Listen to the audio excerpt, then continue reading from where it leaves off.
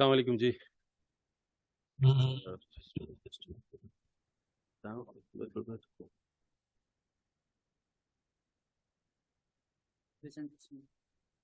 यहाँ से सुन. अच्छा, okay. Thank you. I think we can start. Thank you very much for a brief introduction. As I introduced that my name is Syed Asmat Ullah. I am currently working as a partner in Yusuf Adil and Assurance Services. I've been serving the firm for the last, I would say, more than 15, 16 years or more. But in between, I was outside Pakistan for a couple of years. Today, I'll be presenting IFRS, a portion of the IFRS refresher course, and my agenda for the presentation would be coverage of two standards. This is IAS 1, which is presentation of the financial statement, and the second one is the IAS 8, where I'll be discussing the accounting policies, changes in accounting estimates and errors. So these would be two major areas which I'll be focusing on. Since the first part of the IAS 1 presentation of the financial statements was relatively quite easy, I believe. So I try to put together a couple of more things in here to make it more relevant and interesting for the participants. As I understand that there are a couple of good members, senior members as well, who are joining this. So in this IAS presentation, I'll be covering probably three major areas, which is the conceptual framework of the IFRS. And the second would be the accounting framework, and then the presentation on the financial statement. I'll just give you a little brief on the presentation on the financial statement. As we all know, what are the details of those, but there are a couple of few areas which we'll be running through. Before we move on to the conceptual framework of the accounting or the accounting framework, and for that matter IFRS, I would like to update you guys on couple of one basic things, that how the IFRSs are prepared. Who are the people who are responsible for that?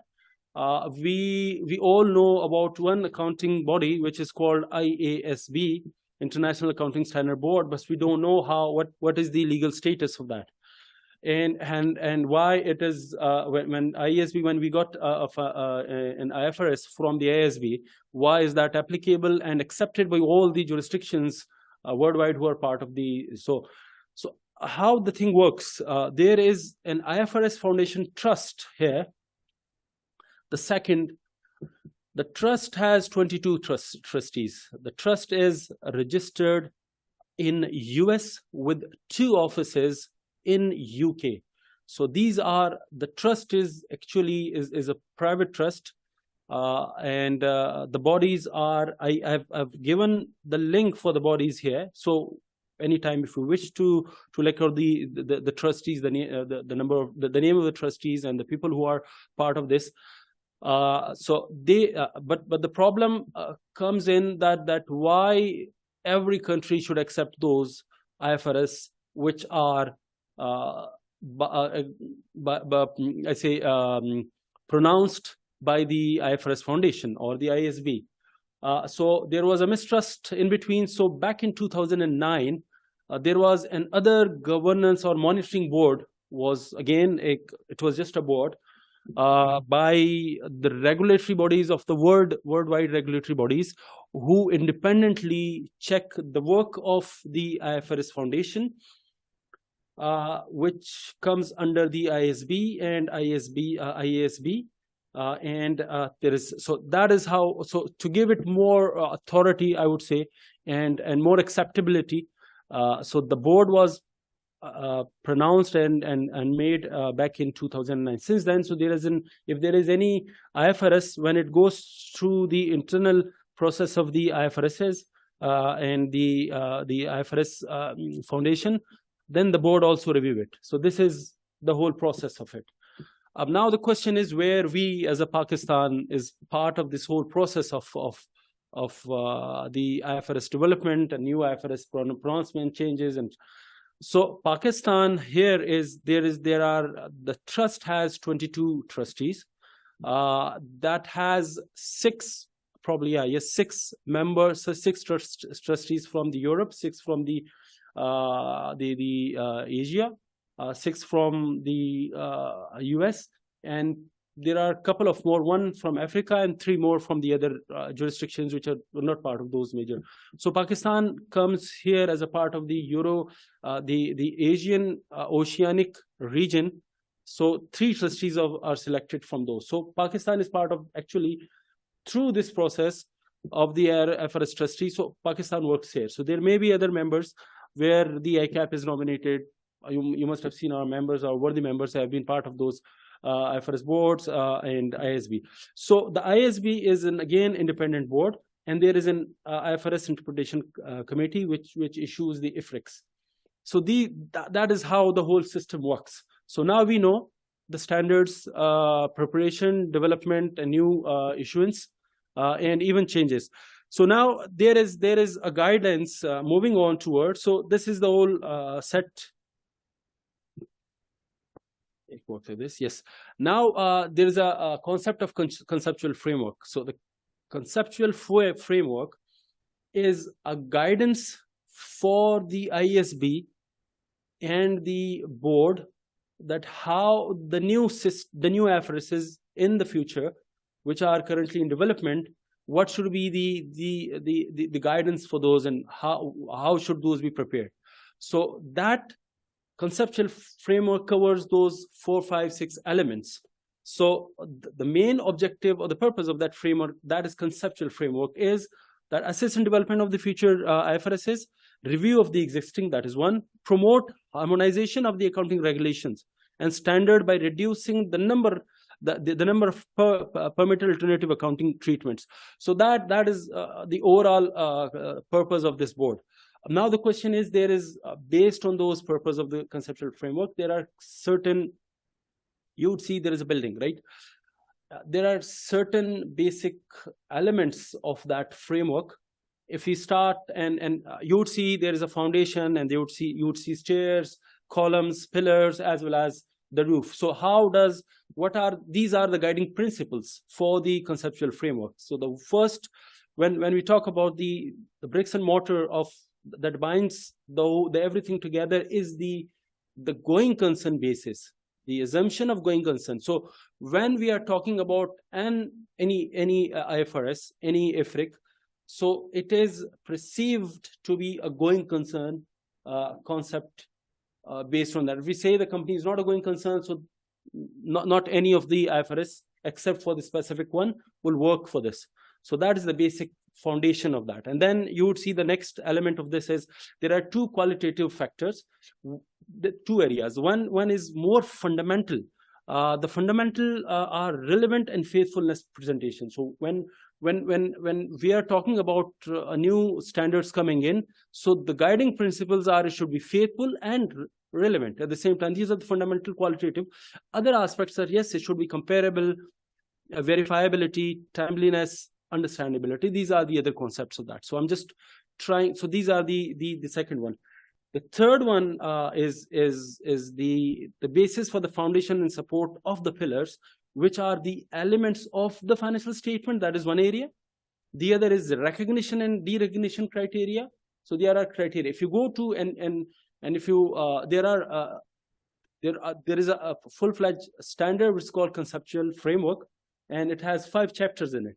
I'm not sure if you have studied already that you have ever, because we never studied that while we were doing while we were the student. But now we understand, because why do we need it? The question is, why do we need it? Because when you're talking about a standard and then you come up with a situation, and there are different interpretation of those, and then you go back to the original basis, that what are the basic guiding principles of those standards when it was in development. So you have to refer back to those to understand the recognition criteria, measurement and presentation and criteria, and that stuff. Moving on, there is the fourth one is the overall IFRSs, the full-fledged IFRS standards that include IAS and the as well as IFRSs. And the fifth one is this kind of the IFRS interpretations.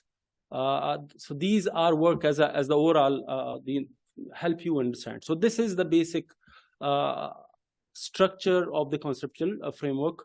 Now I believe this is something which you might have hardly heard, that how the whole standards are working.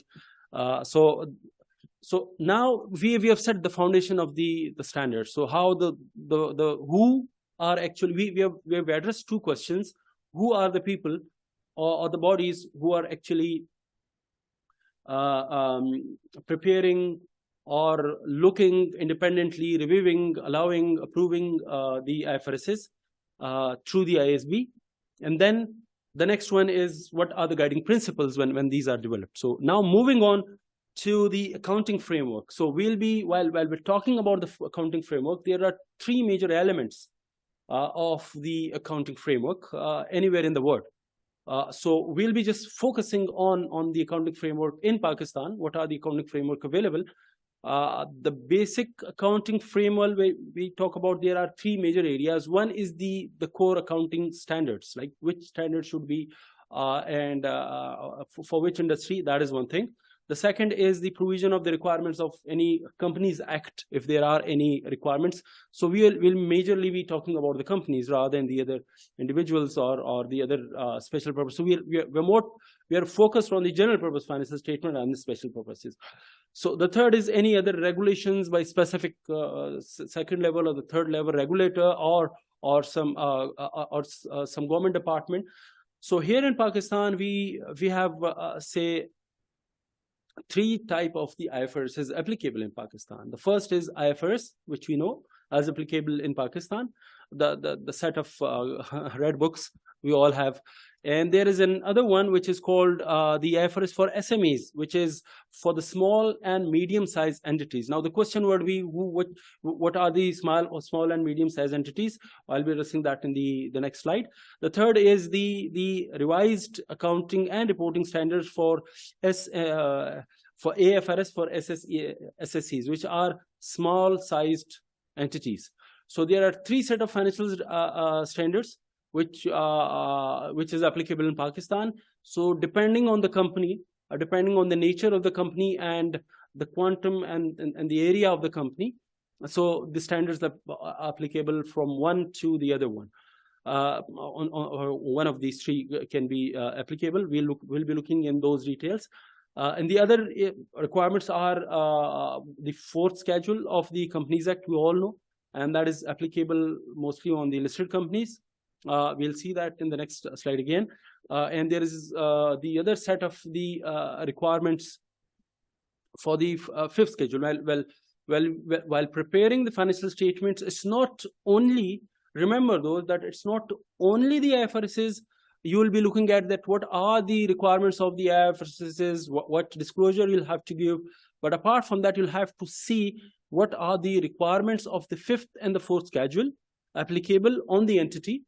So if there are certain specific requirements which are given, which are not given in the IFRS, but provided in the fourth and fifth schedule, so you'll have to follow those as well and include that as a part of the financial statements. Based on materiality, somebody can argue that if material, if not given, so there could be a non-compliances and may lead for the misstatement of the financial statement, because considering the materiality, that is an assumption looking.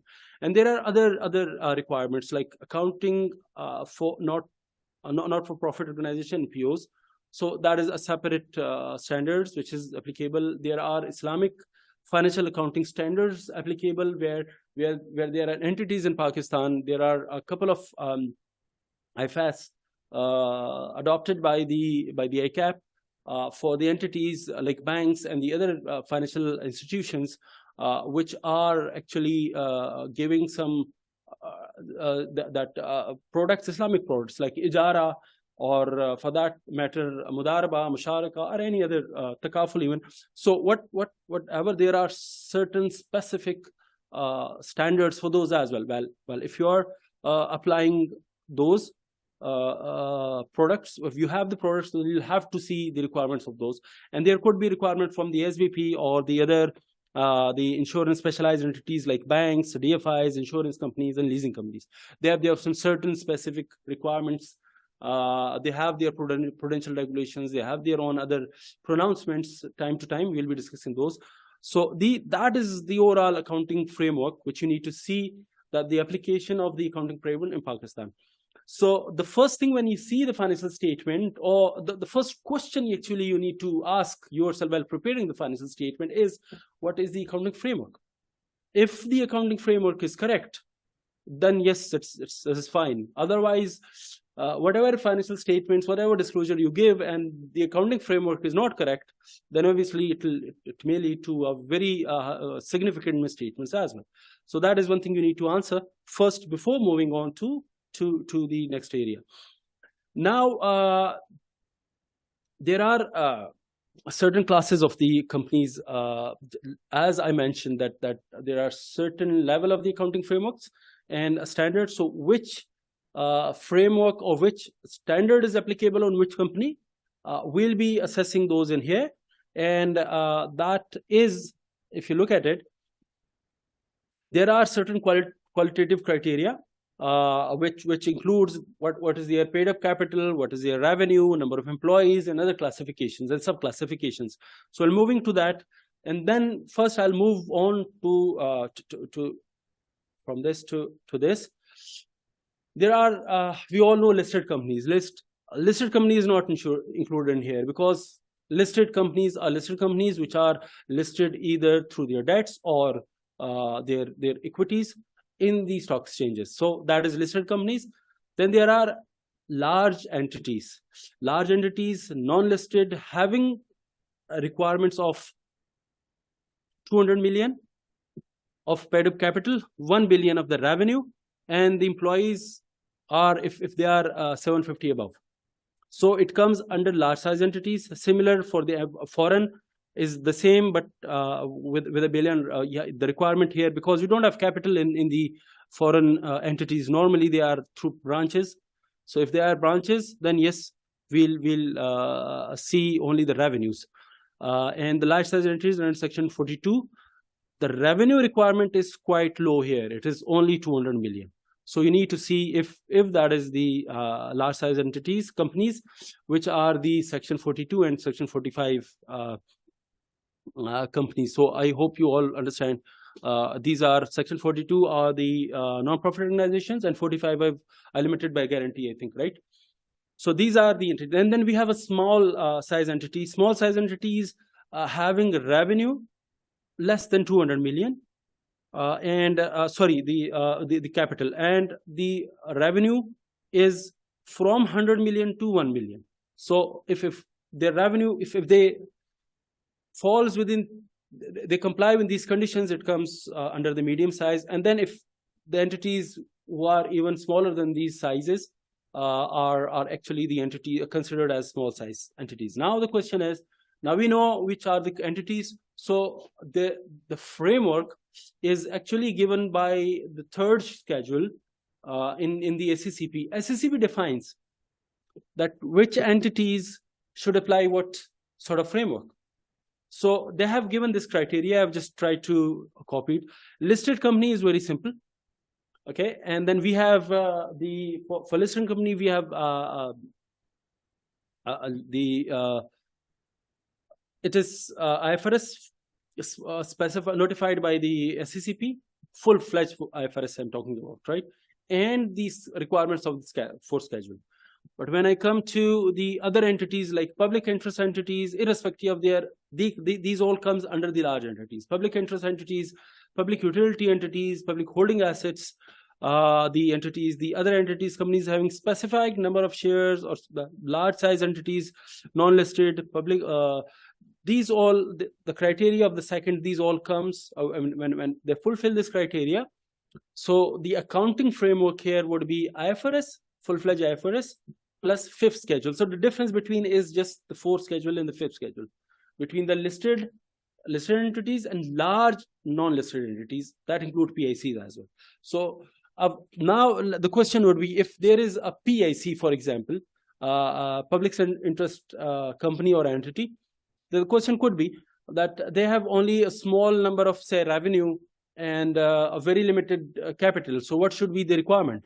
Because as per the numbers, it falls under the SMEs or SSEs. But as per the statute, it is a public interest entity. So what should be the what should be the ideal framework for this entities? It is not SME. It should be, because it is PIC, so it should be the full-fledged IFRS with the fifth schedule. So that is how it works. Large size entities, again, with section 42, 45, which we defined in the previous slide.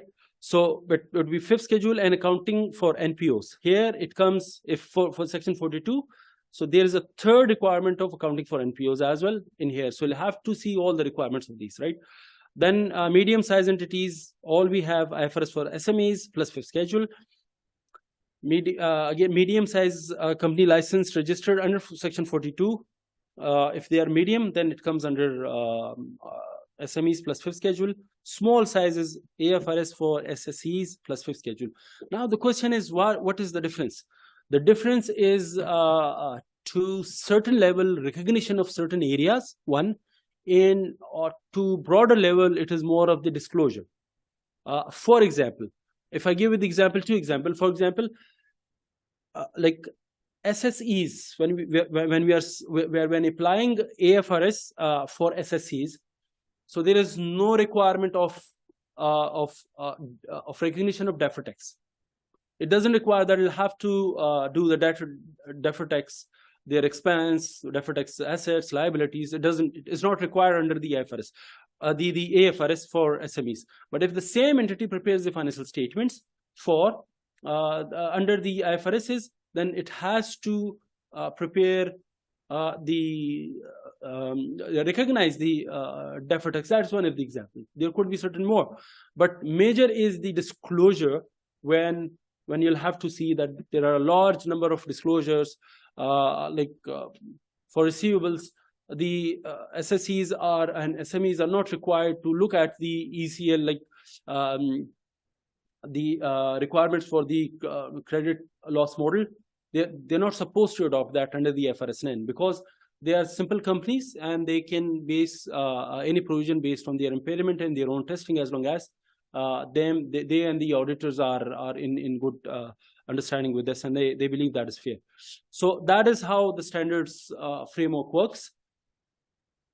Moving on to so now there are types. We have the IFRSs, just we say, and then we have the IFRIC interpretations in Pakistan, and there are standing interpretation committees, SICs, as I mentioned, which board is working on what. So these are the major four areas, and we have those. I think, can you hear me now? Just confirm me. I think I got a message that the mic is not working, or there's some problem with the voice. Can you hear it now? Okay, for the other who are on the Zoom.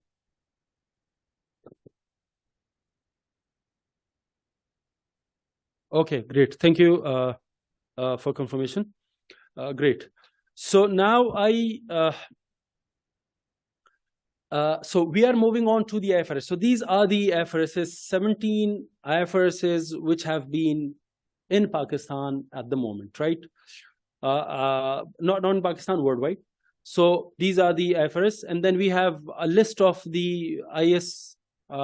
These are the 41. There are certain ISAs which have been removed, like you not see certain because of the application of the IFRSs, or either they were merged with the other standards. So that's the list of the IS which we have until 41, and then we have IFRICs, 22 IFRICs. There are certain IFRICs which have been taken off, omitted, or superseded. So these are the major. These are the applicable or IFRICs available here, which are the interpretation committees. And now we have SICs, standing interpretation committees. We have very few SICs available. The rest are either merged in the new standards, or removed or taken off depending on the time. So yes, I believe, just I'm answering to one question here. I think it should be available. The presentation should be available to the ACAP, and probably ACAP, you can reach out to the ACAP after the presentation, so we can share that. You can get those presentations. So that is, so now moving on to the understand. So we have, these are the major areas, but there are a couple of following standards which has not been adopted locally in Pakistan, which is IFRS 1, IFRS 14, and 17. I think 17 has been now adopted. Just correct me if I'm wrong on this. But the rest are not adopted in Pakistan. But all the rest of the standards have been adopted in Pakistan, with certain exceptions.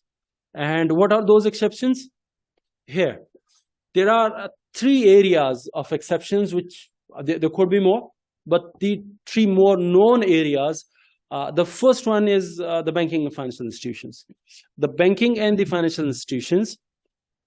The banking and the financial institutions, the implementation of 39, IFRS 9, IFRS 7, IFRS 40, they have been deferred, and a wide effort. So the banks and the other entities, they have been exempted also from the consolidation requirements as well. So these are the 2 major I think there's some major deviation, you call it. So now if you ask, what are banks doing at the moment? Banks are actually using their own standards. There has been a timeline given by the standards, by the SVP, but it has been extending every year. So probably now they are required to adopt the standard from the coming year. But it started for the last 3-4 years. That has been extending the timeline for this. So if these standards not applicable, then what are the banks using? The banks are actually using their own prudential regulation requirements, which I believe was more closer to the previous IS 39, but not to the IFRS 9. But now the banks have worked on it, and then voluntarily application is available. So certain banks have moved on to that. They've already adopted those. The other major known exemption available is for our entities in Pakistan from the requirement of the IS 21, which is the effect of changes in foreign exchanges rates to the extent of the capitalization of the foreign exchanges. So that is one of the area, because they are bound by their own lease agreements, what you call it, with the IPPs, and that is backed by the by the government guarantee. So based on that, if it's applicable, if they apply it to these standards, so probably that may distort their results. So that is one of the area. And for all other companies, we all know that the ECL application, expected credit loss application, given under the IFRS 9 is not applicable to all the entities having receivables from government, their entities, and the other departments. Again, the question would be, like, if there are the criteria and then we have a lot and we in the industry, we all know that there's a problem of the circular debt from one entity to the other to the third one. It's basically a cycle moving on between the entities, from the private to the public entities, including big huge listed entities as well. So if you start making provision under the ECL on those receivables from the government, then there would be a great hit for them in terms of the provisioning, because there's a great chances that their provisioning would increase.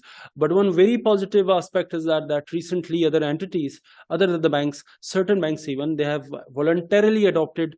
There is no bar on voluntarily adoption of the ECL for the banks and the other financial entities. They have voluntarily adopted the IFRSs and the requirements. So and the other entities, the banks which has not adopted, they have actually been required to prepare a parallel financial statements if adopted the IFRS 9 and the one which they've been working on at the moment, and compared, and they've been submitted this to the State Bank. So that is the overall, I believe, the framework structure. Now, moving on to the presentation of the financial statements,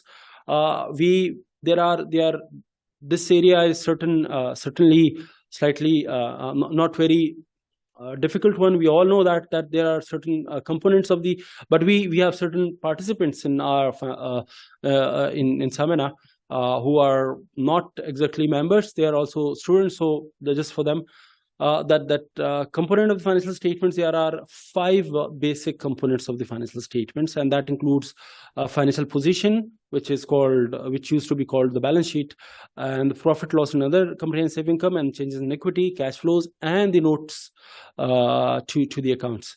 So these are the basic components of the set of the financial statements, and 1 year comparative is required unless impracticable. We are not going to that when it's impracticable and what would the impact on the financial statement. But so other requirements, when the financial statements are prepared apart from those 5 components, it is the name of the reporting, whether the financial statements cover the individual entity or the group. Like, for example, if it's the consolidated, standalone, or whatever, so you'll have to mention that. And then date of the statement of the financial statement position, which is the year end or the period end, the level of rounding using presentation currency. There are various other requirements, policies. I would not be able to touch upon these old policies here in this presentation, because we all know that there are other standards which have been actually adopted, which will be covered in this standard. Every standard will be covering their own policies. Like if you're talking about the deferred tax, which is probably today. So the deferred taxes, the policies, their requirement, disclosure will be covered in that standard rather than here in this specific. So statement of financial position, we have 2 sort of requirements to present: current and non-current, and present item in order of the liquidity. There are 2 requirements. Okay, either you can show them the presentation, either you can show like what are the current assets and the non-current assets. Most of the manufacturing entities, the other entities, service entities, they are using this. Like we have the PPE and then the non-current assets all, and then we come to the current assets. That's the presentation. But for some entities like banks, they do not use this one. It more comes from the cash, from the liquid, the more liquid to the less liquid, or the otherwise. So these are the 2 variations allowed under the standards, and there are requirements of the current assets and current liabilities, which are expected or intended for a self-consumption. Normally 1 year, if the maturity is within 1 year, or how do you assess? It is the intention of sales. So you have to define the intention. For example, when there is an entity, right, and it has TDRs, for example, there's an investment. So it holds the investment. It has to mark that what is the intention. They want to sell it or they want to keep it. Based on that, recognition criteria would be, and so based on that recognition criteria, there would also be the requirements for the long-term, short-term, and the current or the non-current. There is a quick question for you guys. The question is that there is a manufacturing concern, like ABC Manufacturing. Is it taken a loan of 1 million to expand its production capacity, and improve the facility. So the loan has a term of 10 years. Okay. So with a monthly payment schedule. So it's a monthly bullet payments you have to pay on every month. That includes interest and the principal as well. So how should ABC Manufacturing classify the long-term loan on its balance sheet? So how would you classify this loan in your balance sheet? Any question?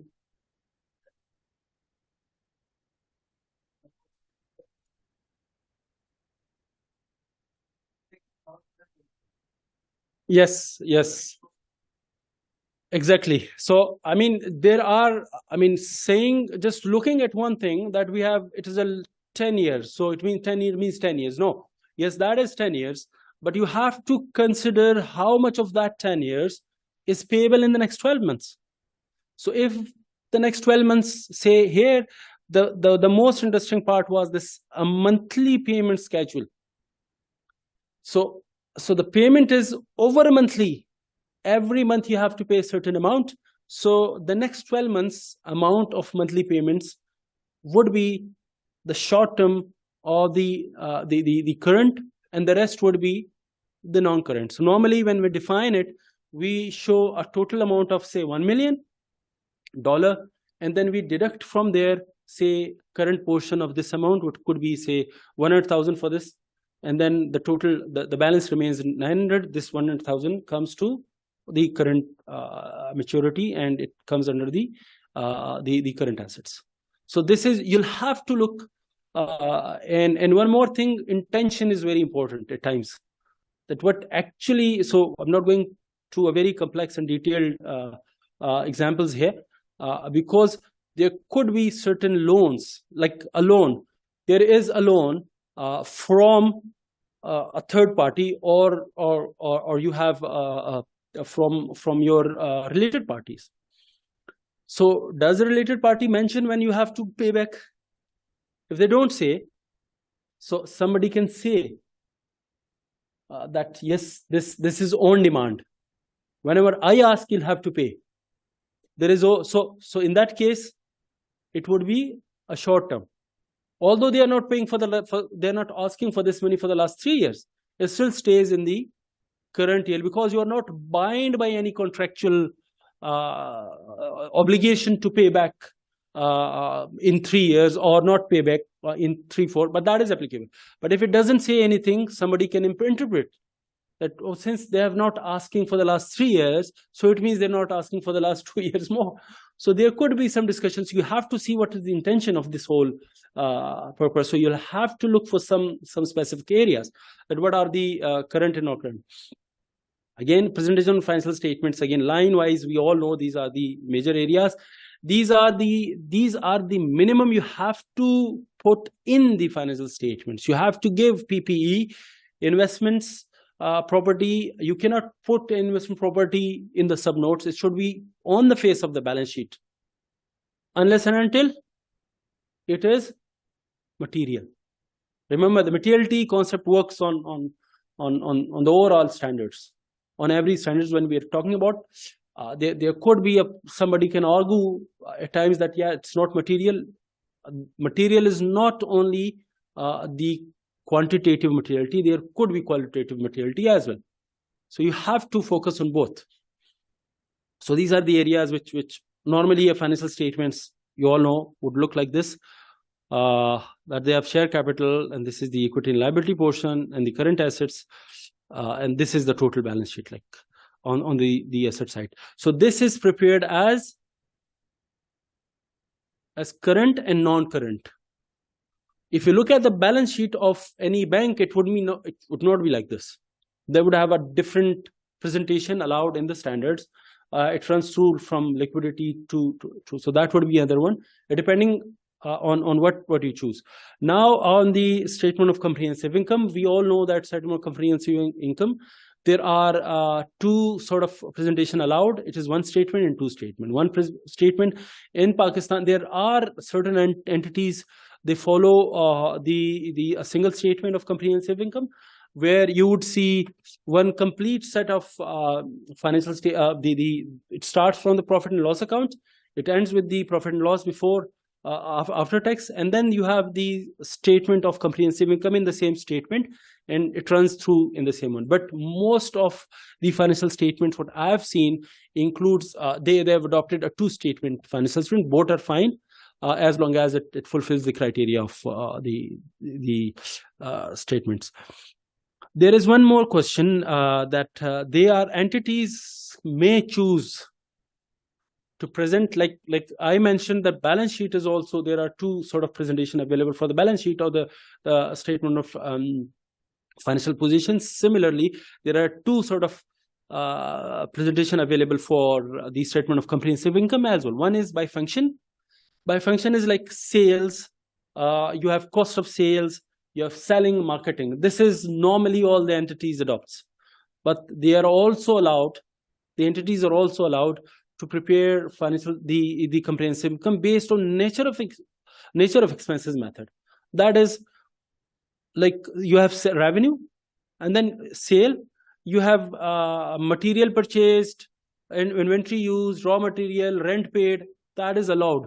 But most of the entities, because if you go by this, for smaller entities it may work, but for big entities, because the codes, the nature of the expenses are so huge that you have to go by function and club those together to come up to a very reasonable and understanding of those. So these are the two areas you need to understand for your knowledge. Statement of comprehensive income, we just discussed that we all know. I'm not going through these major. Statement of changes in equity, similarly, it is basically a reconciliation of the equity. But what was your opening equity? What reserves you have? What are capital reserve? What are non-capital reserves? What are the revenue reserves? What are the other requirements? There could be certain statutory requirements. There are statutory reserves as well that you have to keep some entry. So it is basically a reconciliation of your equity from two years or 2 periods.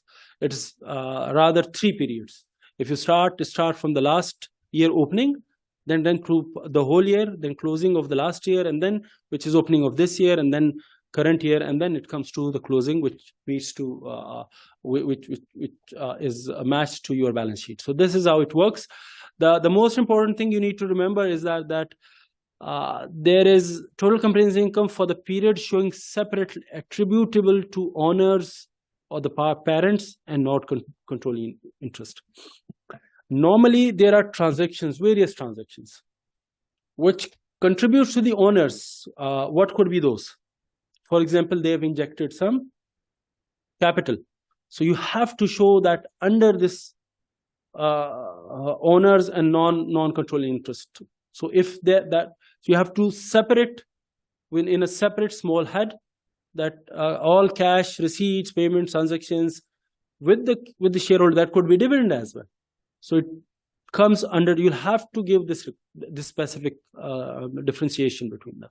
So these are the presentation, and that is how normally a statement of changes in equity works. It depends how many share capital you have, the capital reserves, revenue capital, deficit surplus, and the other areas, and the total one, which end of the day meets to whether it agrees to the balance sheet, right? Same, we have the cash flow requirements, and these are the fifth component which mentioned, that notes to the accounts. So these are the notes to the accounts, and it shows the basic understanding, what the entity, the framework adopted. These are the framework adopted in Pakistan, and the basis of preparation. So normally policies comes under this one with the disclosure one. So that is almost, yes, almost. It is basically, if you look at the conceptually, it is more like you start with the basics. What is the entity? What are the objectives? And then who are the owners? And then what are the bases of the preparation?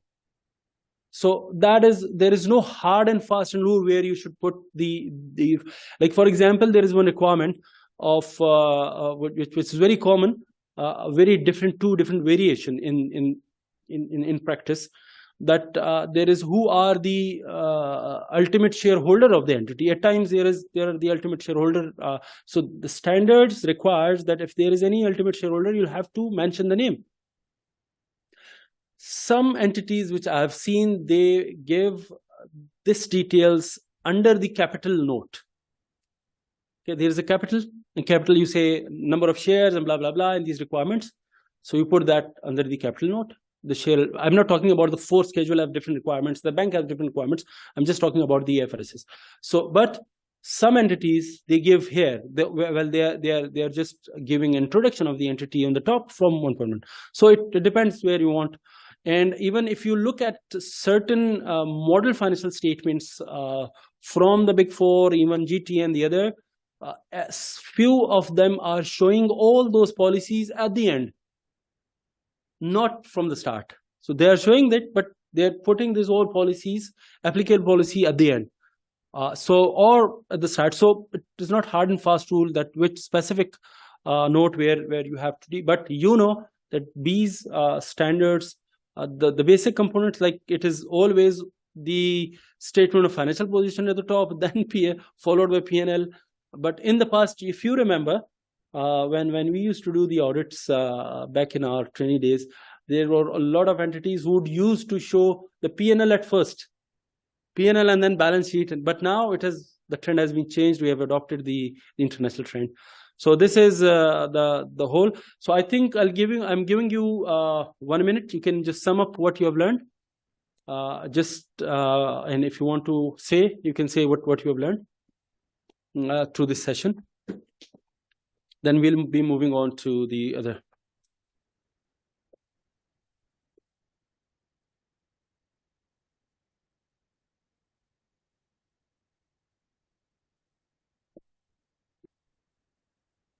Okay, so any one point which you have learned, which you thought is important? Yes, please. Yes.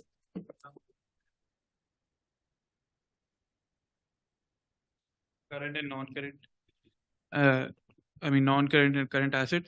In case of, let's say, if we have a PIB bond and we are holding it as a held for trading, our intention is to sell it at any point, which means it should be classified as a non-current asset. But however, PIBs are usually for more than 1 year, and let's say it has a maturity of 10 years.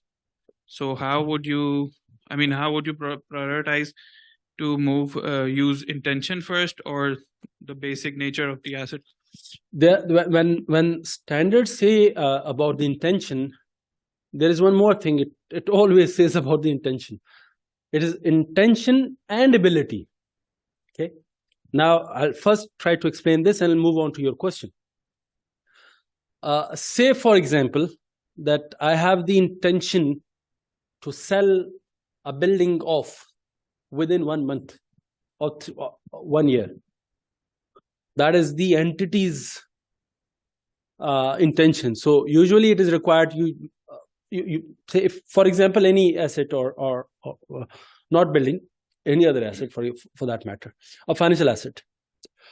But when you comes to the practicability, there could be a possibility of certain approval required from the government, from the other entities, from various other arrangements, or you might have other contracts which says that you can sell, but you have to do this blah blah blah blah 4 or 5 things before you move on. And you know, it usually takes more than a year or 2 or 3. So the first question, when you say yes, intention, do you have the ability or not? That's the first question, right? Now moving on to so based on these 2 things, you have to decide where you are and how to classify. So in your question, yes, it can be a current assets, because PIBs start from 3 months to 10 years or more. I think 15 years as well. But the question is that if I am showing I have the intention and ability both, if you have not pledged that to those PIBs to a bank for a loan or something, and it's readily available for me, if I want to sell it, I have bought it today and want to sell it tomorrow. There are entities which sells the same PIBs, they purchase and sell on the same day. So how would you call it? I mean, it would be more misrepresentation to show something which you actually don't have any intention to keep for 10 years and saying, yes, I'm holding it for 10 years. So what else you have learned? Anything on the IFAC board, IFRS foundation, something? So these are the major areas which you learned, right? And we also know what are the basic conceptual framework And also we learned about the accounting framework. So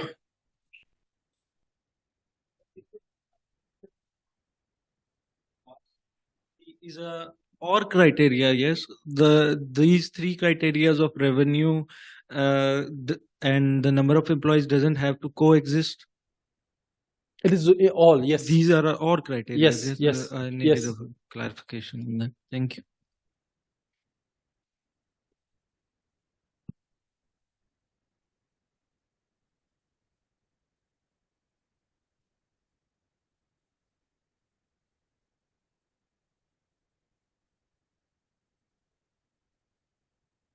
It's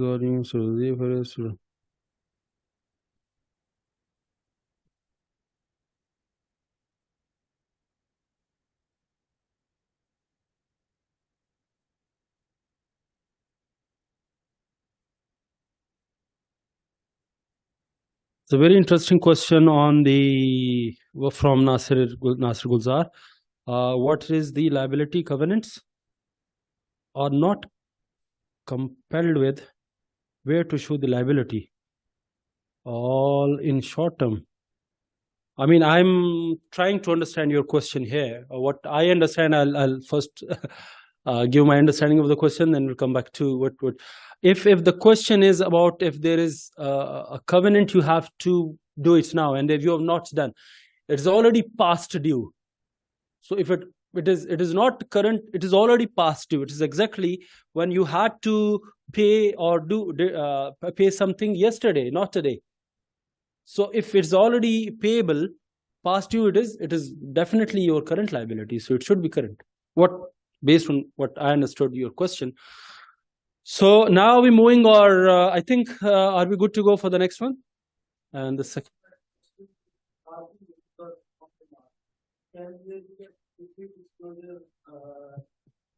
But there is no demand from the RP and there is no also demand. So a descriptive disclosure can say that these loans are uninvolved. You have to mention that. If you do not mention that it is very tricky. If you do not mention, and you have kept that as a current liabilities, and somebody sees you look at the financials, the same amount coming from the last year and the financial, so somebody can always object this thing that why current? If you're not paying this amount for the last 3 years, why current? But if the standard or the contract say it is on demand, then you'll have to mention, because when the policy says you have to mention that the recognition, the basis of the recognition as well. So the basis of recognition here is on demand. Okay, they have not asked it yet. They have not asked it yet, but they can ask it today. Give my money. And they're RPs, and if they are parents, they can force you. And when they ask, if they serve you the notice for the payment, that's done. An email could be, sorry?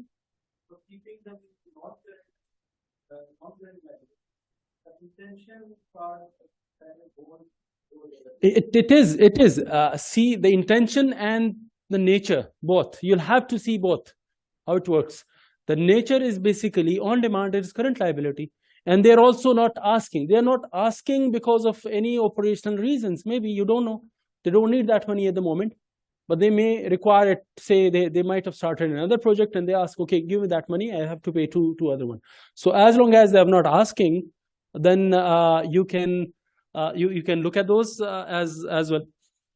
So these are the so we are moving on to the next gym, which is the IAS 8 accounting policies, changes in accounting estimates and errors. This is one of my favorite. I can see Arif. Hi Arif. Thanks for joining. So here, before moving on, first thing we would try to cover is the accounting policies changes in what are the objectives of the standard. The standard has basically four major objectives. It prescribed the criteria of selecting and changing accounting policies, together with the accounting treatment disclosure if there is a change in accounting policy. There are two things in one, right? Selection of an accounting policy Whether it is a policy or not, that is one thing they'll decide, because policy does not comes under this IS 8. It doesn't come on. Every policy will come from the respective IS. Like, for example, if you are talking about the inventory, then the inventory LIFO, FIFO, whatever, the policy would come under the IS 2, but this will decide. This standard will decide whether, if not specifically mentioned, whether or not this is a policy or not. That's one thing. And then if there is a change in policy, then what to do with that, the treatment it gives. And the second one is change in accounting estimates. We'll discuss what are this standard, remember, does not talk about the estimates. It says if there is a change in estimates, how to deal with it. Again, estimates would be in the respective deal. What are the estimates? How to come up with that estimates, whether correct or not, whatever it comes in that standard would be considered in that respective standard. But here we'll be talking about if there is a change in estimate, then what to do with the accounting, right? And then correction of the errors. So these are the three major areas, and also the disclosure requirement. If anything, if there is any change in a policy, you have adopted a policy, new one, or there is a change in policy, or there is an accounting error or an estimate, what to do, what are the disclosure requirement. And it's one of the more interesting thing. Most of the entities would never want to touch these standards ever, for practical reasons, because it looks very odd if you have either a policy change or correction in the error, correction of error. So because it looks a 3-column balance sheet, and on the face it says restated. So without going into details, people would start looking at this in a very different manner. So this is something which you need to understand. So before that, there are certain the definitions. If you go to the definitions, accounting policies are the basic principles, bases, conventions, rules, and practices applied by the entity in preparing the preparing financial statements. We'll see what are the specific, but just these are the basic principles, right? Like we are talking about, give me a policy. For example, inventory. You have this policy choice of alternative. You may go for the specific accounting method. You may go for the FIFO method. You may go for the average method of the assessing of this. That is one thing. These are the basic principles, right? And there are other accounting estimates, which are actually the adjustment of the carrying amounts of the assets and liabilities because of some market or non-market data. Just based on that, you come up with that amount and you assess that. But it's not talking about the specific principles. It is the you will see it more work with the numbers, whether or not the number should be this or this, not the basic principles. Okay, so the changes in accounting estimate results from new information. That is very important. A new information or a new development, and according or not correction of errors. We'll discuss that if and there are prior period errors, which we call it corrections, or these are the omission from or misstatement in the entity financial statements for one or more prior periods arising from a failure to use or misuse of reliable information. That these two are very, that is the test case. We always argue with the client. We keep being an auditor. We always argue with the client with this thing, whether was that information available before while making that assumption, that decision, that how to record that accounting, or could reasonably be expanded. It is and okay.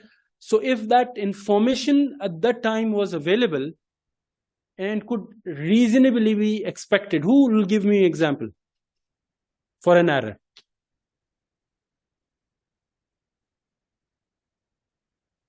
For example, there are two things. Okay, it might be a bit you might say that a professional judgment work here, but I'm just taking it at a very it's a gray sort of. The example would be more gray. There would be a more professional judgment required. But for example, you had for example, you had an asset.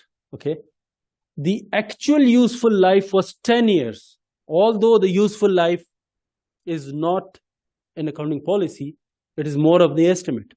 But I'm taking the same example to another level, that generally if there is a useful life assessment, you did that an assessment, say, okay, it is maybe 9 years or 10 years, okay, and their guides clearly say that that asset cannot be used beyond 5 years, and that if information was available, okay, information is available, because what you had to do is that you just had to read their contract. It comes with some, but you took that to more than 5 years, and the difference is very so, and that information was available as well, and you could reasonably assess. You can talk to some other entities as well who are using in the market, that whether that asset works and what is your normal useful life, and that clearly says whether or not you use it. There could be an argument. Okay, say I am using less. People are using 8 hours. I'll be hardly using 4 hours. But if there is also another stipulation here which says no, there is an expiry of when the chemical in this whatever the parts, when used for 4 years, that would not be usable beyond that. It is done. So your useful life policy, although we always say useful policy is more of the judgmental thing, it comes under the estimates, but here it would be an error, because the information was available, and also the information for the usage or whatever could be obtained very easily without. And one more thing, there is, I think I have highlighted here, only cost doesn't mean it is impracticable. Remember, when you say it is impracticable to obtain the cost at that time, or for that is not the answer. You have to put some cost on this and obtain the information. The cost could be hiring an engineer to assess, and there could be a possibility. You say, okay, engineer is not here in Pakistan, you'll have to bring in from abroad. Yes, you have to pay for this. If the matter is the PPE or whatever, the asset or the area you're talking about is material to the financial statements. Okay, so now the major basic fundamental in this all works with the materiality. So these all things, whether it's policy, whether it's error, if only you will ask for the application only when it is you would say material. And what is material? Material is the information is material if omitting or misstatement or obscuring it, hiding or from the people, it could reasonably be expected to influence the decision of us. So we all know the basics. So that is the basic benchmark. You have to assess your whole decision of whether or not we have to go back and do the adjustments, current year, prior year, policy, and that stuff. So if not, then yes, if you're below materiality, and then there could be a possibility that materiality for the auditor is usually different than the management. Management is required, even if although like we all are the audit professionals, but at the same time the accountants, they are required to have their own materiality level for the financial statements, not the auditors. Auditors is required to set the materiality for their own audit, but management is required to set the materiality for their own financial statements. And there could be argue that no, my materiality is this, it is, and that is another argument when it comes to the audit, but they are required to do that and see, based on that they'll be assessing that. Normally there are certain industries, if I give you the example, I was working in abroad, that was in I was working mostly in the hedge funds. So they have the whole industry had a very clearly set materiality level, and that was 1% of their net asset value. So there would be a simple benchmark in the market that 1% is material for the fund, or if below that, that is not material. Simple as that. They have set a benchmark, and being an auditor, they would also look at those as well. That if that is materiality level. So the industry also works at times in this. And consistency of the accounting policy is also, we all know that is the basic understanding and the requirements of the policies, that you have to follow the consistency of the accounting policies. It should be from 1 year and to the other year, unless there are certain requirements when you can change the policy. We'll see that. Where there are the initial change in accounting policy, only if the change, number one, is required by the IFRS. For example, I was doing something. In the past, we had a policy that LIFO was applicable for the accounting of the inventory. But then a standard removed it, and it's not applicable anymore. So if that is the case, so you have to change. If there is any requirement of the IFRS, yes, that is a change in policy. Or the results in the financial statement providing reliable and more relevant information about the effects of the transaction. So then you can just change the overall policy here. So when there is a change in accounting policy, so what should be the impact? It is retrospective, as if that change was adopted from the very beginning. Okay, say if that affects the financial statement of the last 3 years, 4 years, you have to go back and make the adjustments in the prior years and bring it on to the current year, while making a catch-up adjustments in the opening retained earning of the prior year, last year, and then move the financial statement from there. So you have to, and if the change in initial application, if there is just one variation here, if you have to look, if there is, say, a change in policy by a standard, because there are a lot of standards coming in. For example, is ECL. ECL is before the entities were doing the provisioning based on their own method, which is more of the historical and past due basis or whatever they were doing. But now the standards requires that you have to carry an IFRS under the IFRS 9, which is expected credit loss model. So if you are going for this, then that is required by the new standard. Then there you have to see the transitional provisions. There is always if the standard comes in, it also give you various options that, okay, it is first time adoption of this entity. So you have you can take an expedience, you have to adopt this, not this, apply this area, you can leave this. The adjustment may not, at times there are requirements that you don't have to give the adjustment for the prior year. It just say, okay, just give a catch-up adjustment in the current year of the opening, just leave the financial statement of the past as it is and move on from there. So this is how it works. So you'll have to see if there is no such requirement or guidance for the specific understanding, then it is retrospectively. Okay, so moving on. For this I've already discussed. When we are giving I'll give this one. Yes, it's more. When we are giving adoption of a new accounting standard, if there is a change, so what you'll have to give? You'll have to show the impact of the current year, last year, what the nature. You'll have to describe the amount, the adjustment later, and all the headings. So this is normally the standard gives the impact, like, okay, consolidated profit and loss account, this described caption official, that increase, decrease of in this account, plus minus the total is this now, current year and this year. This is how I'll show you. I have another example for this at the end, that when there is a restatement or application from the retrospective, so what are the normal requirements for the how do we show in the financial statement? You must have seen. So it's a quick question for you guys. We have 4 questions. You have 4 minutes, 3 minutes rather. So just do the questions, look at those questions, and then we'll discuss one by one.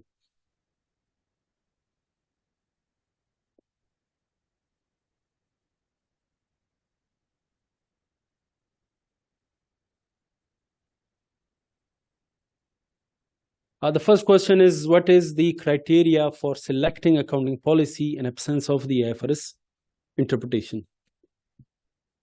So if there is no interpretation that what accounting policy should be adopted, for example, what method should you go, what principle, then what is the best way of doing it? Yes. Best professional, yes. Professional judgment. When you're talking about professional judgment, you look at the industry, you look at your requirements, you look at the general guidance, prudence, and all the concepts. So, and those all application on your entity. The next is, the company is currently using a weighted average method for the inventory valuation and prepare and prefer to use FIFO. Does IAS permit this?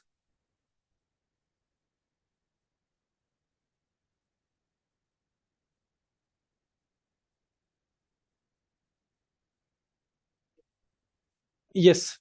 Yeah, they can change, but yes, the standards allow this, and it would be considered as, we'll see. What is the question 3? Question 3 is, company is valuing expected credit loss for a trade debt using a journal approach and prefer to use a simplified approach. Is this change in estimate or policy? There are two approaches available, as we all know that one is general approach, the other is simplified approach. So before they were using a general approach, now they want to go for the simplified. There could be possibility they want to do it, depending on the circumstances or change or whatever. There could be possibility. The question is not that can they do it or not. The question is whether or not this is an estimate or a policy change.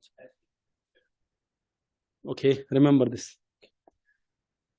Question 4. Changes in depreciation policy for estimated useful life is change in accounting policy or estimate? Yes, very clearly. No, this is, the rest is, the first one is judgment. The other is if required by the relevant IFRS.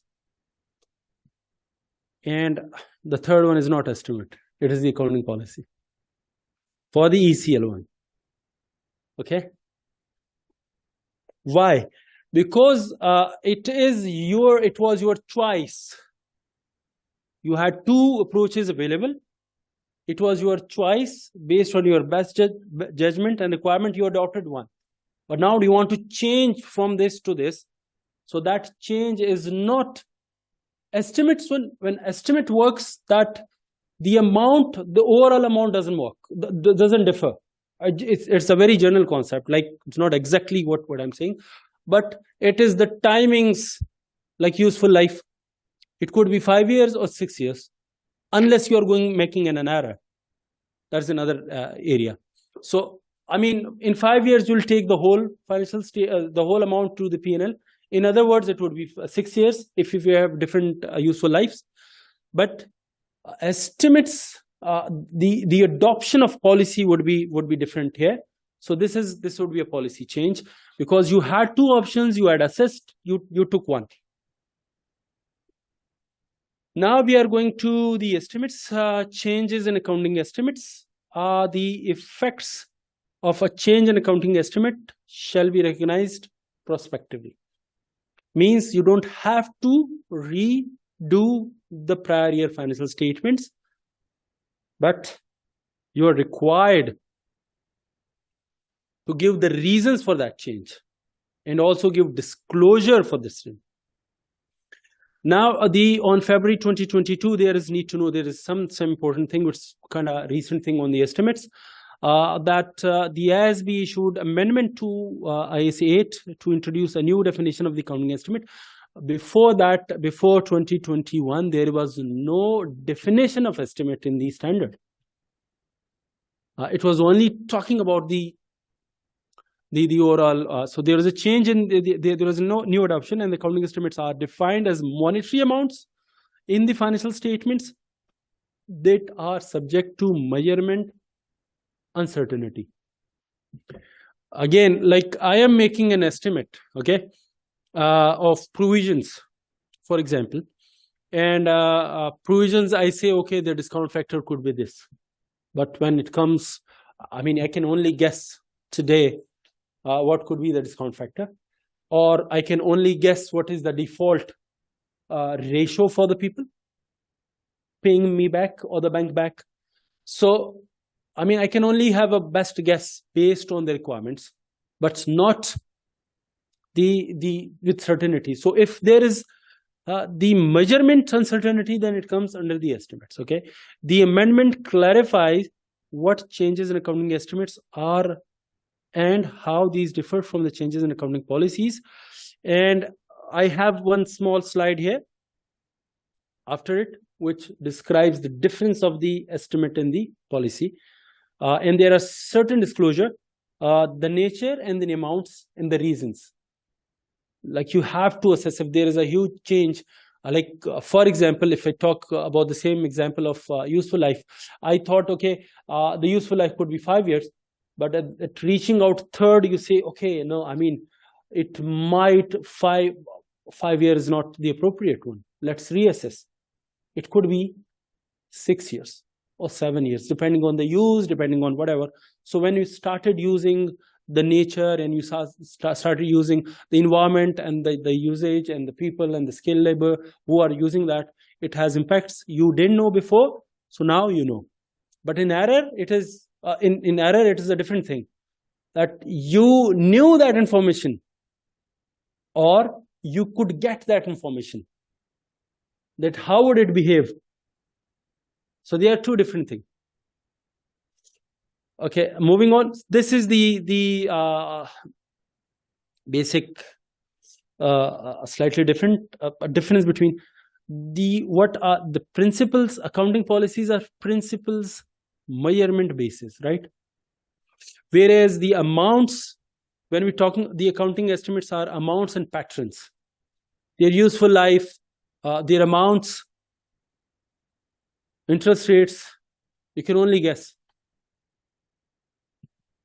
And examples change from history cost to fair value is a clear accounting policy, because you had the fair value before as well.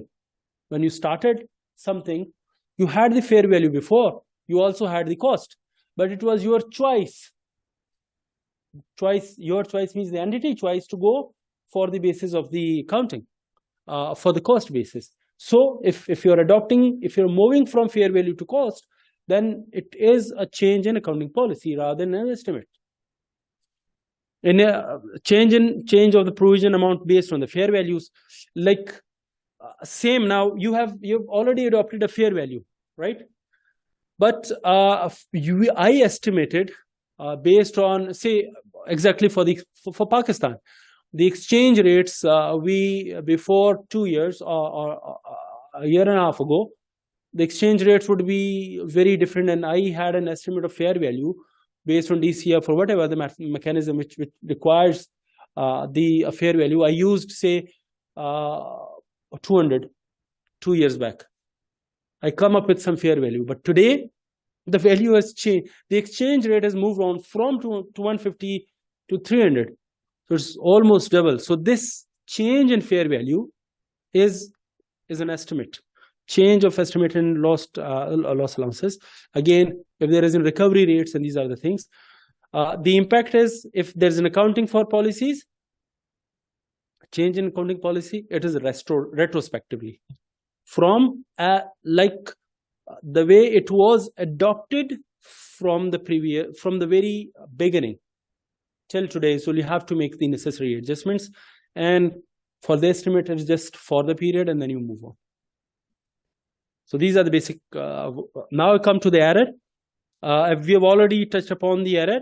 that when if there is an error, and we know what error are, if the information for that treatment was available and it could be obtained, and you didn't say accounted for that factor and just did something else without looking at those, and then down the road, 2 years down, some auditor picked it up and say this is always a nightmare for them for a restatement, and then it's always a war between the auditor and the accountant, that it should be considered as an error or should be considered an current year adjustment.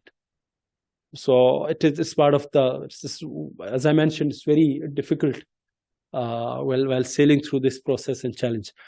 But we know now, and there are disclosure requirements, that the nature of the prior period error, and then you'll have to also give the amount and of change for each account balance. Like, for example, I'll show it. For example, it is a PPE. In PPE, you will say, okay, there is PPE before the adjustment restated. Then for both years, current year, 2 years, if you are showing 2 years, and because in balance sheet, you are supposed to require to show 3 columns. Whenever there is a restatement and that is material, you have to show it a 3 columns. Like, I'm preparing 2003 financial statements, June 2003. So normally I only give 1 year financial statements, right? Comparative, like 2003 and 2022. But in this case, you'll have to show the balance sheet for the 2021 as well. And any change in 21 and 22 account wise, like if the PPE before adjustment and restated, adjustment for both years, not only 1 year. This is how normally it works. You have to describe and summarize the impact, the basis, and usually presentation here in this.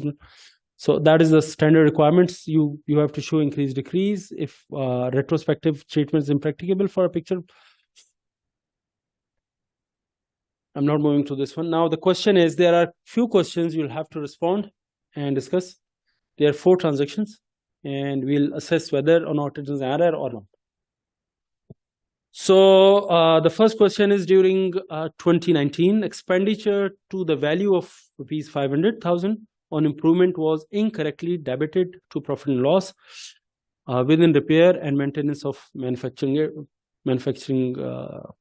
equipments. Do you call it, considering these are all material amounts? Okay, we're not talking about materiality. So is it a material? It is what? Is it a change in policy, change in estimate, or it's an error?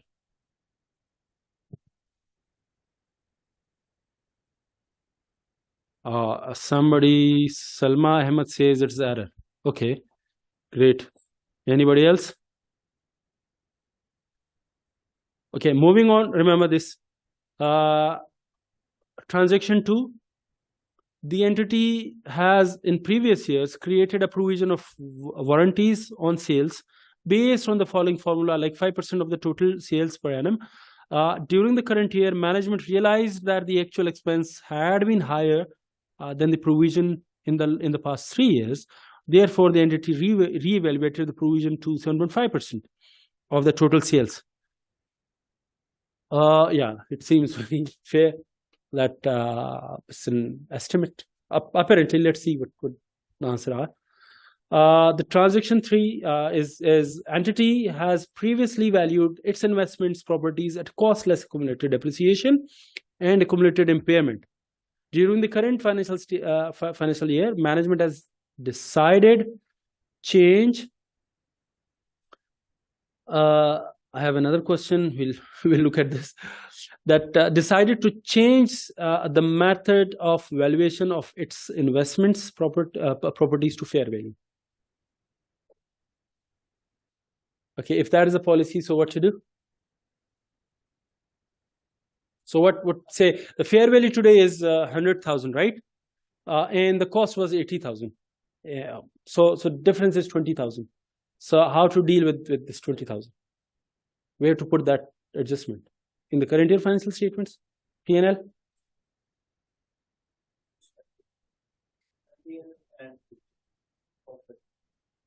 How we do that? Just give me a so the difference is 20,000. Okay, so you have to see, for example, the entity was started bought or purchased this asset back in say 3 years before. So the first year the change in valuation was just 5 rupees. The difference, say from cost 80, it moved on to 85, and then the next year again 5, so it's 10, and then 10 in the current year.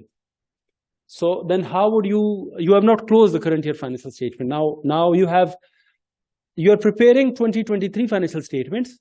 Okay, the impact of 2023 is 10, and the previous two, 2022 and 2021, is 5 and 5, and assuming everything is 5 is also material here.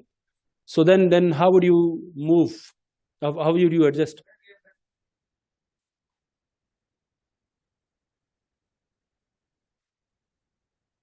Exactly. So this 20, you have to, it is not like the 20 you just put that in the current year. No, you have to bifurcate. The current year 10 impact will be in the current year financial state, profit and loss, and the rest of 2 years would move on to the retained earning after adjustment of taxes. Okay, so when you change so you'll have to post tax impact as well. So now we move on the last one. The entity decided in current year to present the government grants or deferred income instead as a deduction of the carrying amount of the related assets, as permitted by AS 2020, accounting grants, government grants, and disclosure. How do you say that? Would you consider that's an error or policy or estimate or what?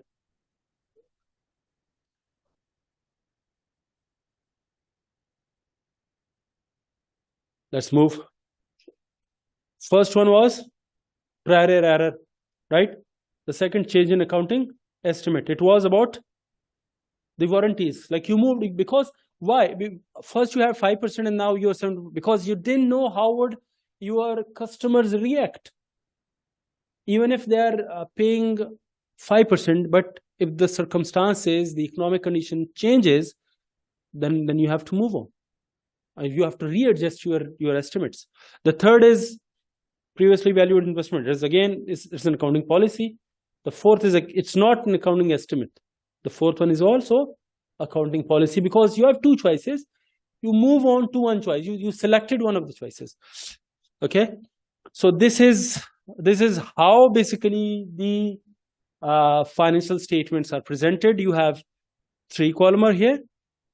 And you say, okay, the July 1st note restated, and you also give a detailed note of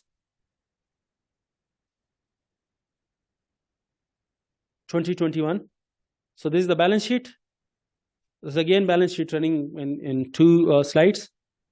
And here, this is the statement changes in equity. The catch-up adjustment due to restatement is in the last year opening adjustment. So you take 2021 in our case, you take the 2021 opening, you adjust before the 2022 normal routine amounts, and you just change those here with the adjustments. The 10 rupees would change. No, so here in our example, so how much would you adjust here? We have 5, 5 and 10. Okay, in our example, how much amount will you adjust here? No, I'm just talking about the adjustment due to restatement, the impact. Anyone? Tricky. This is tricky. No, it's not 10. It is only 5. Why?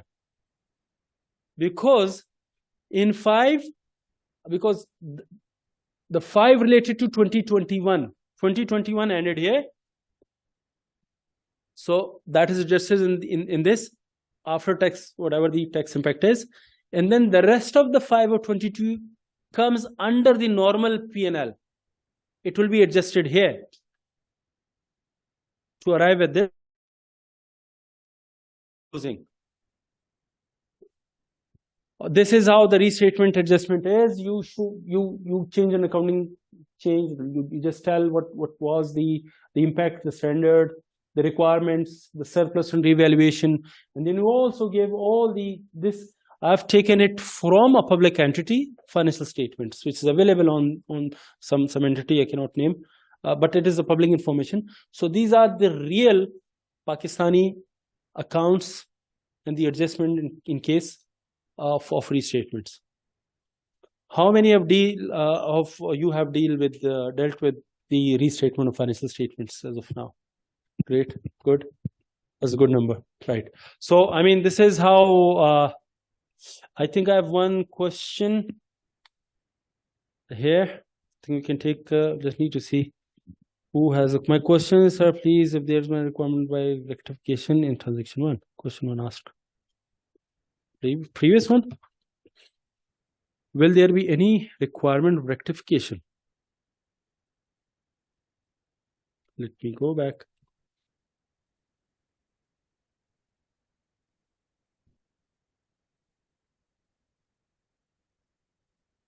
Yes, obviously, this is if we say it is an error, I'm answering to Mr. Son Heather.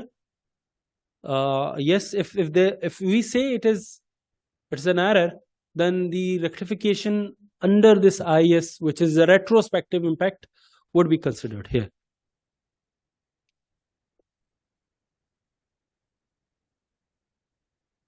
So now moving on to, I think someone else has a question.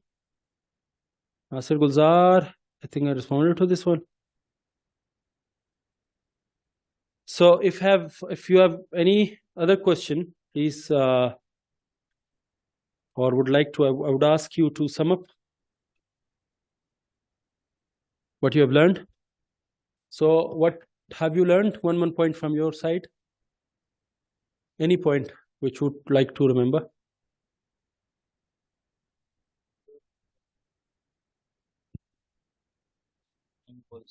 That the point where you discussed where the useful life information was available at that time. Exactly, because that is where you would argue your case with the management at times. The management have to assess whether that information was available at that time when they were making the first decision for the accounting. And they could, if they wanted, they could reach out to that information. Obviously, yes. Recently, I had an example of with one of the financial statements. It was like normally tax is an estimate, right? The provision of tax is an estimate. Normally, it is an estimate, and then we say, okay, it could be estimate, and any change for the current year, we put that as a prior year adjustment as well if there is any change in our estimates and interpretation of that. But the case was slightly different. For example, you had, just giving you the example is not exactly what the one I'm talking about, just an example, that you had, there was a law, and the law says, okay, your XYZ product revenues and profits should be under the minimum tax regime. And you never, or there are two things, again, it is very judgmental, again, professional judgment is required. That if you say that the accountant or the tax manager of the entity made a wrong choice, they didn't know, they had a wrong interpretation. I'm talking about the wrong interpretation. There is another case, could be, okay, let's discuss both. And there is a wrong interpretation. They didn't know about that one, or they had a wrong interpretation of that, and the market is doing the whole other way around. And you talk to other people, they all say, no, this is exactly how it should have been recorded under the final tax regime rather than normal. You're taking, so in this case, it is an error because your treatment was wrong. If you could ask some worthy tax advisor or specialist, he would have informed you based on his bad judgment that this judgment, your understanding is wrong. You could have, the information is available, standards available, people were there. You could have just asked and pay some money for the interpretation to a very worthy advisor. But at the same situation, I take the same situation. Okay, there is the same. They say okay, it should be under the FTR, but they are treating it normal, not based on what, not based on their understanding, but based on their application. That no, we believe, yes, the standard says this.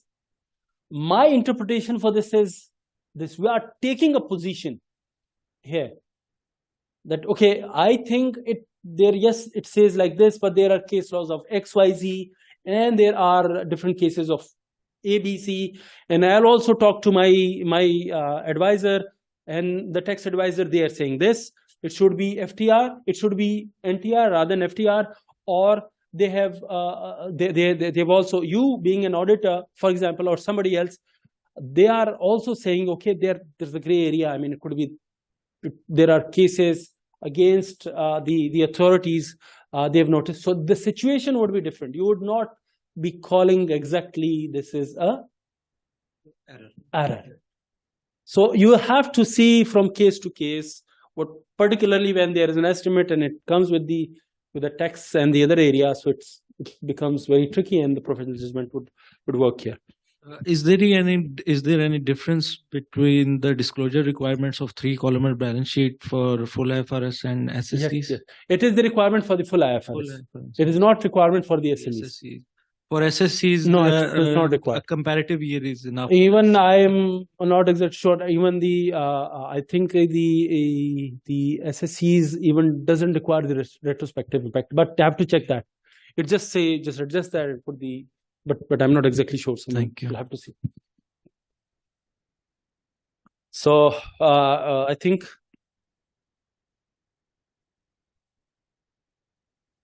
Jawad Ismail has another question. I think let's conclude that as well. He says that moving from historical to the fair value method, if we don't have fair value of last 2 years, can we change the policy prospectively? I don't think so. Because if you are saying there is no fair value, there are 3 categories of the fair value. Okay, one, fair value is that which is listed and available information from the market, which is tier 1, tier 2, and tier 3. Even if you don't have the traded fair market value or the comparative trade market value, you can re-estimate. So arguing that fair market value was not there, it's not the correct argument here, because fair value can be based on the cash flow model or based on the usage model. So you can adopt that. And if there is any change from those bases, then obviously you'll have to consider. Jawad, I think you can understand now. I think we are exactly on time, and we have concluded within time. So I should be concluding here. Thank you very much. I hope you must have learned something, and I was able to tell you something on this, and you'll remember those things. Thank you very much.